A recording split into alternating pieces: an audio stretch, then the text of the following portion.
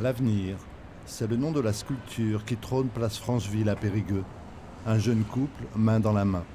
Une œuvre d'Yvonne Clergerie. Pour Yvonne, la sculpture comme la peinture, ça commence par le dessin. Quand on travaille avec des modèles, on enregistre des formes et on essaie de comprendre la construction du corps, même si on n'a pas de connaissances particulières en anatomie. À ses débuts, c'est d'abord l'envie de peindre, une passion qu'elle a gardée à l'image de ses toiles sanguines. J'aime beaucoup travailler le portrait, que ce soit en sculpture ou en peinture ou en dessin. C'est quelque chose de fabuleux parce que ça vous permet de chercher l'âme du personnage. Et c'est ça qui est intéressant. Cette âme, l'artiste la cherche aussi dans le nu. Le nu, c'est quelque chose d'extraordinaire, que ce soit en peinture, en dessin ou en sculpture. J'avais pas envie de faire des ombres et des lumières très marquées.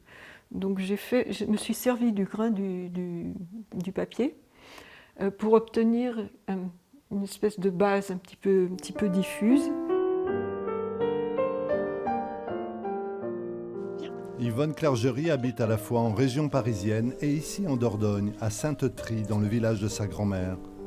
Elle est surtout connue pour ses sculptures, des petits bronzes comme des statues plus monumentales. Des œuvres qui portent de jolis noms, le frisson, la cime, la protestation ou comme ici, Paroles de femme. L'artiste, il peut rêver l'être humain, il peut rêver l'homme, il peut donc rêver quelque chose d'extraordinaire.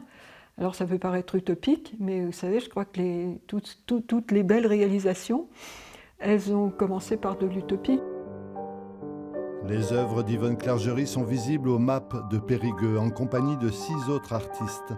L'exposition Sculptrice en Périgord jusqu'au 27 février.